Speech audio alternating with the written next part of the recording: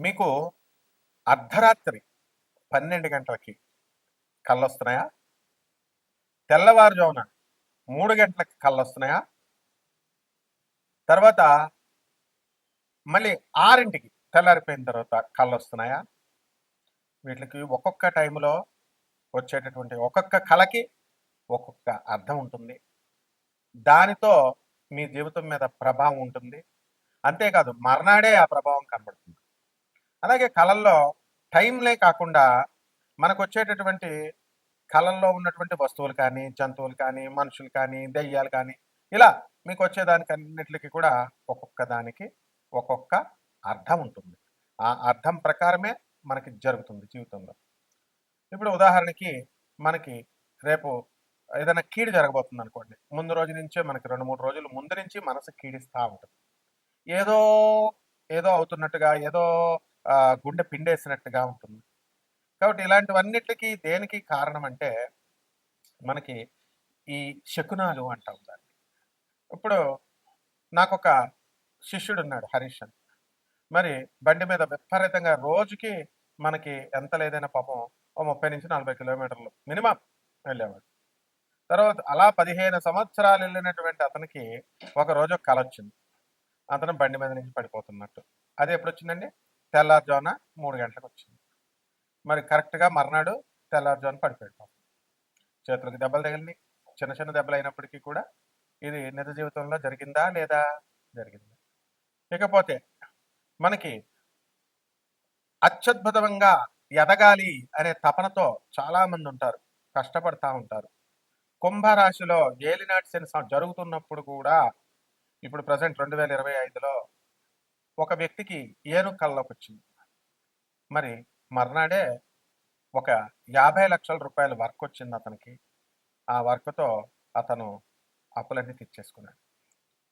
ఈ విధంగా ఒక వ్యక్తికి లారీ కల్లోకి వచ్చింది.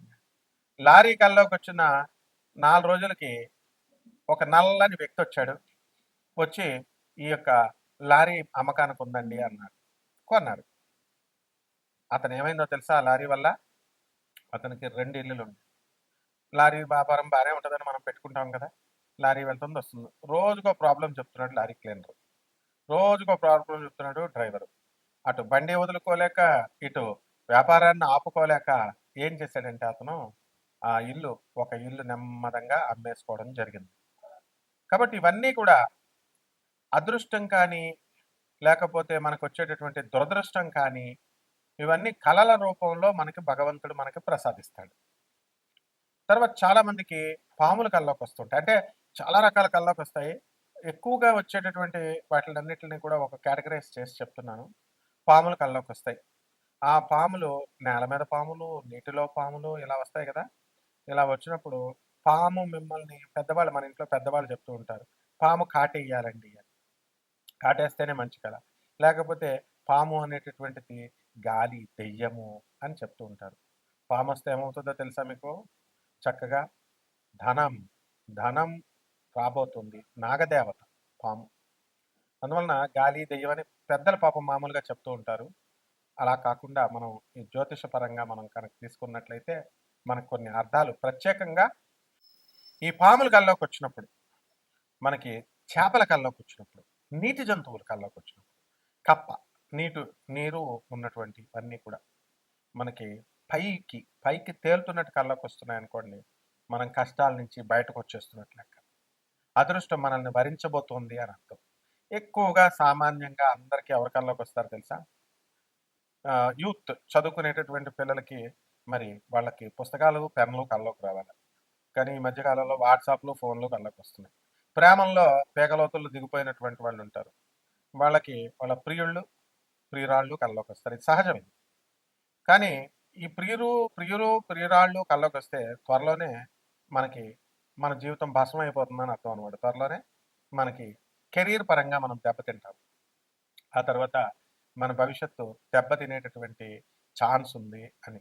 ఎందువల్లనండి బాబు ఇదేంటండి మాకు ఆళ్ళే కల్లోకొస్తున్నారంటే, ఇప్పుడు డైరెక్ట్‌లీ ప్రపోర్షనల్ అని, ఇన్వర్స్‌లీ ప్రపోర్షనల్ అని మనం చెప్పుకుంటాం. అందువలన ఈ ఇన్వర్స్‌లీ ప్రపోర్షనాలిటీలోకొచ్చేటటువంటి ఇదే ఈ యొక్క ప్రియురాళ్ళు ఇదంతా కూడా. మీరు నిజం చెప్పండి గుండెల మీద చెయ్యేసుకుని. ఎవ్వరన్నా పెళ్లి అయిన తర్వాత కానీ లేదా పెళ్లికి ముందు ప్రేమ వ్యవహారాలు ఇప్పుడు పెళ్లి చేసుకునేవాళ్ళు కొంతమందికే సక్సెస్ అవుతాయి అనుకోండి. వీళ్ళు ఎవ్వరైనా బాగుపడిన వాళ్ళు ఉన్నారా? పెళ్లి అయిన వాళ్ళు కూడా ఇప్పుడు కాపురాలు చేస్తున్నటువంటి వాళ్ళు కూడా ఏదో సమస్య చెప్తానే ఉంటారు. ఏదో అప్పుల బాధ అంటాడు, లేకపోతే భర్త ఇంకా సంపాదించట్లేదనో, లేకపోతే భర్త తాగుతున్నాడనో రకరకాల సమస్యలొస్తాయి. వీళ్ళందరికీ విచిత్రం ఏమిటని తెలుసా మీకు? అందరూ అసహ్యించుకునేటటువంటి చాలామంది ఇప్పుడు జనరేషన్ మారిందనుకోండి. కొంతమంది అసహ్యించుకునే మందు బాటిల్ కల్లోకొస్తే మనకి త్వరలో డబ్బు రాబోతుందని అర్థం. యూనివర్సల్ ప్రపోర్షనాలిటీ సూత్రం అది.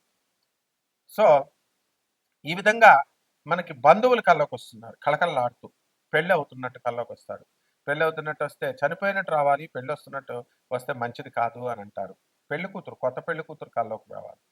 నీకు నువ్వే కల్లోకొచ్చావనుకోండి, అబ్బా! అద్భుతం అనమాట. ఆ తర్వాత త్వరలో కుడి కన్ను కొట్టుకోవడం అని ఉంటుంది. మనకి తెల్లవారుజామున కూడా మనకి కళ్ళు కుడి కన్ను కొట్టుకోవడం, ఇవన్నీ కూడా మనకు కొంతమందికి అనుభవంలోకి వస్తాయి. ఇలా చాలా రకాలు. మర్రి చెట్టు, రావి చెట్టు, తర్వాత ఈ ఉమ్మెత్తు చెట్టు, ఇవి కల్లోకి రావాలి. ఇవి కల్లోకి వచ్చినప్పుడు మనకి ధనం రాబోతోంది అని అర్థం. అలాగే ఆమదం చెట్టు, ఆమదం నూనె రాసుకుంటున్నట్టు కనుక కల్లోకి వస్తే త్వరలో మనకి జగడం, యుద్ధం జరగబోతోంది, శత్రునాశనం జరగబోతోంది అని అర్థం. గొడుగు కల్లోకి వచ్చిందనుకోండి, మనము మన వంశీకులో మన దూరపు చుట్టాలు ఎవరో ఒకరు మన దగ్గర బంధువులు పైకి వెళ్ళిపోతున్నారని అర్థం. ఇక చెప్పులు కల్లోకి వచ్చినాయి అనుకోండి, మనకి త్వరలో కష్టాలు పోతున్నాయి అని అర్థం. మనము బండ రాయిని మనం కొడుతున్నట్టుగా కల్లోకి వచ్చింది అనుకోండి, త్వరలో డబ్బు రాబోతోంది అని అర్థం. క్లాస్ రూమ్ కల్లోకి వచ్చింది అనుకోండి, స్టూడెంట్స్కి వస్తుంది ఎక్కువ జ్వరం వస్తుంది అనమాట. మర్నాడు ఇటువంటి స్టూడెంట్స్కి ఏమవుతుంది, క్లాస్ రూము, క్లాస్ టీచరు ఇలాంటి వాళ్ళు వస్తే జ్వరం వచ్చేస్తుంది మర్నాడు. కానీ వాళ్ళ యొక్క భవిష్యత్తు ఆ కాంపిటేటివ్ ఎగ్జామ్లో ఏదైతే రాస్తున్నారో అటువంటి వాళ్ళకందరికీ కూడా జాబ్ రాబోతోంది అని. కాబట్టి ఏరోప్లేన్ ఎక్కినట్టు కల్లోకి వస్తే చాలా మంది పెద్దలు మన వాళ్ళు చెప్తారు ఇంకా పైకి వెళ్ళిపోతున్నట్టే అని. కాదు, విదేశాలకు వెళ్ళిపోతున్నారు అని అర్థం. ట్రైన్ కల్లోకి వచ్చింది అనుకోండి, మనకి త్వరలో మనం ఒక పొలం కొనబోతున్నాం అని అర్థం. ఏమిటయ్యా ఇవన్నీను అంటే పూర్వీకులు సాంప్రదాయాలు ఉంటాయి, ఆచార వ్యవహారాలు అని కొన్ని ఉంటాయి అన్నమాట. పెద్దవాళ్ళు ఏది చెప్తే మీ ఇంట్లో మీ అమ్మమ్మ, మీ తాతయ్య, మీ నాయనమ్మ, మీ తాతయ్య ఏది చెప్తే అది శాసనం. దీన్ని మించినటువంటి ఆచారము, వ్యవహారము ఏమి ఉండదనమాట. కాబట్టి చాలామంది ఇటువంటి కళలు మనకు వచ్చినప్పుడు అందరూ కూడా ఏమండి గురుగారు రెమెడీస్ ఏంటండి, రెమెడీస్ ఏంటండి అని అడుగుతూ ఉంటారు. రెమెడీస్ అనేటటువంటివి ఏమి ఉండవండి. రెమెడీస్ చేసుకుంటే మీకు అలా అలవాటు చేస్తారనమాట. రెమెడీస్ చేసుకోవడం వల్ల వస్తుందని. ఉప్పు, మిరియాలు తీసి అప్పుడు కళ్ళలో వేసిన తర్వాత పేడ కళ్ళలో వచ్చిన తర్వాత లేచి తలంటు స్నానం చేసి ఆ ఉప్పుని, మిరియాలని భగవంతుడి దగ్గర పెట్టి దీపారాధన చేయడం ఒకటే రెమెడీ. ఇక మనము దాన ధర్మాలు చేసుకోవాలి బాగా. అనాథ పిల్లలకి దాన ధర్మాలు చేసుకోవాలి. తర్వాత ఈ యొక్క సాధువులకి దానం ధర్మాలు చేసుకోవాలి. వికలాంగులకి దాన ధర్మాలు చేసుకోవాలి. పేదవారికి దానం ధర్మాలు చేసుకోవాలి. మనిషి ఈ ఇవి తప్ప మిగతా అన్ని కార్యక్రమాలు చేస్తున్నాడు. షాపింగ్కి వెళ్తున్నాడు, కొంటున్నాడు, ఇవన్నీ కూడా కాదు. అందువలన మనం చేయాల్సింది ఏంటంటే చక్కగా ఇవి రెమెడీస్. ఇవి చక్కగా మీకు 12 ద్వాదశ రాశుల పైన ఈ యొక్క కళల ప్రభావం ప్రకారం మనం ఈ జాతకం ఈ యొక్క సంవత్సరంలో ఎలా ఉంటుందో మనం తెలుసుకుందాం. వృశ్చిక రాశి. ఈ వృశ్చిక రాశి వారికి ట్రైన్లో కల్లోకి వచ్చినాయి అనుకోండి, మనకి దూరపు ప్రయాణాలు పడ్డాయి అని అర్థం. నేను ఈ తేలులు కల్లోకి వచ్చినాయి అనుకోండి, డబ్బులు రాబోతున్నాయి. ఇదేంటయ్యా బాబు తేలికి డబ్బుల కంటే అది పండితులు మా డ్యూటీ మమ్మల్ని చేసుకొని మాస్టర్ డ్యూటీ మాస్టర్ చేసుకునేవాళ్ళు. ఎగ్జాంపుల్స్తో సహా చెప్తాను. హైటెక్ సూర్య అని పాపం ఒక అబ్బాయి ఉండేవాడు, మంచిగా తిరిగేవాడు. అతనికి కల్లోకి ఏమొచ్చిందండి, పాము కల్లోకి వచ్చింది. ఆ రోజే అతను భార్య తిట్టడము, తల్లి తిట్టడము, వెళ్ళిపోయి బండి కింద బుర్రపెట్టేశాడు భరత్ నగర్ రైల్వే స్టేషన్లో. 10 years అయింది ఇప్పటికి. ఎగ్జాక్ట్లీ జరుగుతాయమ్మా. అందువల్ల మనము మరి అప్పుడు ఏమని చేసేవాడు, నేను జ్యోతిషం లేదు, గురువులను నమ్మను, అది మనిషి చాలా మంచివాడు. మళ్ళీ అందరికీ రోజు మందు పార్టీలు ఇచ్చేవాడు. కానీ జ్యోతిష శాస్త్రం ఎవరో అశాస్త్రీయమైనటువంటి అవైదికమైనటువంటి పద్ధతుల్లో ఉన్న నాలెడ్జ్ లేనటువంటి జ్యోతిష్కులు చెప్పి వాళ్ళతో తిరిగేయడం వల్ల ఏమైపోయిందంటే మొత్తం జ్యోతిష్ శాస్త్రం మీద నమ్మకం పోయింది, దేవుడి మీద నమ్మకం పోయింది. అది ఇప్పుడు వృశ్చిక రాశి వాళ్ళకి అలా జరుగుతుంది అనమాట. ఏంటంటే చచ్చిపోవడం కాదండి, మళ్ళీ అబద్ధం చేసుకున్నాడు. అంటే ఏంటంటే ఈ గురు బలం తగ్గిపోతుంది. తగ్గిపోవడం వల్ల శాస్త్రాల మీద, దేవాలయాల మీద ఇంట్రెస్ట్ తగ్గిపోద్ది. తగ్గిపోయి గురువులు మిమ్మల్ని వదిలేస్తారు. అందులో డౌట్ లేదనమాట. మీరు ఎంత మంచిగా చెప్పినా కూడా మీరు suspended. You are suspended. You will be suspended for some time. స్కూల్లో ఉన్నటువంటి స్టూడెంట్స్ కూడా చాలా జాగ్రత్తగా చదువుకోవాలి. అండ్ ఈ వృశ్చిక రాశి వారికి చక్కగా మనకి అర్ధాష్టమ రాహువు పంచమ శని నడుస్తున్నాడు. కాబట్టి ఈ మనకి ఐరన్ విపరీతంగా కల్లోకి వస్తూ ఉంటుంది. ఆయిల్ కల్లోకి వస్తూ ఉంటుంది. అండ్ నవగ్రహాల గుడికి వెళ్ళి నూనె పోసి అభిషేకం చేయమంటే స్రవంతి అని ఒక అమ్మాయి స్కేటింగ్ లాగా జారిపోయి నడుమన కొట్టుకుంది అనమాట. అంటే ఇవంతా దానివల్ల డ్యామేజ్ జరుగుతుందంటే అర్థం ఏమిటి? వచ్చింది కల్లోకి, నూనె కల్లోకి వచ్చింది. ఇంకో స్రవంతి అని అమ్మాయి ఉంటుంది. గాణగాపురం నుంచి అక్కలకోట మహారాజు వెళ్తున్నప్పుడు పాపం బాగానే వచ్చింది ట్రిమ్గా తయారై చక్కగా. నడుము పటక్మని కారులో వెళ్ళాము అక్కలకోటకి. నడుము ఒక వర్టిబ్రల్ ఈ వెనకాల ఉన్నటువంటి వర్టిబ్రల్ కాలంలో ఒక పూస, వెన్నుపూస ఒకటి తప్పుకుంది. అంటే కర్మలు తీస్తాడు దత్తాత్రేయుడు. కాబట్టి ఇవన్నీ నగ్న సత్యాలు అనమాట. కాబట్టి వృత్తి, వ్యాపార, ఉద్యోగ విషయాల్లో ఈ వృశ్చిక రాశి వారు అద్భుతాలు సృష్టిస్తారు. డబ్బు బాగా వస్తుంది. అప్పులు చాలా బాగా వస్తాయి. భార్యాభర్తల మధ్య కొట్లాట్లు ఇవన్నీ ఏమి ఉండవు. కాకపోతే భర్త కొంచెం చెడు అలవాట్లకి వీటికి అవతల జీవిత భాగస్వామి అవడానికి కొంతమందికి అవకాశం ఉంటుంది. తాగుడు గీగుడు ఇలాంటివి ఏమి ఉంటాయి కదా, లేదా అవతల ట్రాప్లోకి వెళ్ళడానికి అవకాశాలు ఉంటాయి. కాబట్టి ఇలాంటి విషయాల్లో కొంచెం జాగ్రత్తగా చూడాలి. దీనికి రావడానికి ముందు ఏం చేస్తాడంటే పక్షి కల్లోకి వస్తుంది, పావురాయి కల్లోకి వస్తుంది. అండ్ ఒక వల వేస్తాడు కదా బోయేవాడు, అలా వేటగాడు అవన్నీ కూడా యారో కల్లోకి రావడము, తర్వాత బాణముతో పిట్ట పడిపోవడము ఇలాంటివి కల్లోకి వస్తాయి. కొంతమందికి రక్తం కల్లోకి వస్తూ ఉంటుంది. కాబట్టి ఈ యొక్క గురుబలం ఎప్పుడైతే తగ్గిపోయిందో మనకి చేతబడులు ఇలాంటివన్నీ నమ్మేటటువంటి వాళ్ళు, అటువంటి వాళ్ళకి బ్లాక్ మ్యాజిక్స్ జరిగాయి అనేటటువంటి అనుమానాలు పట్టుకుంటే రక్తము, స్కల్స్ ఇలాంటివన్నీ కూడా కల్లోకి వచ్చినటువంటి వాళ్ళకి ఆరోగ్యం దెబ్బతింటుంది. కాబట్టి మానసికమైనటువంటి దారుఢ్యము తగ్గిపోవడానికి అవకాశాలు ఉంటాయి. కాబట్టి ఈ విధంగా ఈ యొక్క వృశ్చిక రాశి వారు అనేకమైనటువంటి వింతలు, విశేషాలు కళల రూపంలో చూస్తారు. గొడుగు కల్లోకి వస్తుంది. పూర్వీకులు పితృణాలు అవన్నీ తీర్చుకోవాల్సినటువంటి సమయం, సందర్భం వస్తుంది. కాబట్టి ఎవరైతే ఇంకా ఇది ఎంటర్టైన్మెంట్ ప్రోగ్రామ్ లాగా తీసుకోండి, చక్కగా జ్యోతిష్యంలో సీరియస్గా ఇబ్బందులు పడుతున్నటువంటి వాళ్ళకి ఇది మార్గసూచిక. అటువంటి వాళ్ళు మీరు నాన్ కమర్షియల్ ఆస్పెక్ట్తో మేము చెప్తున్నాం కాబట్టి మీరు కంపల్సరీ మమ్మల్ని వాట్సాప్లో మీరు నన్ను కాంటాక్ట్ చేయండి. అండ్ ఫోన్ చేయడం వల్ల ఏం ఉపయోగం ఉండదు, ఫోన్లు ఎత్తలేము మనం.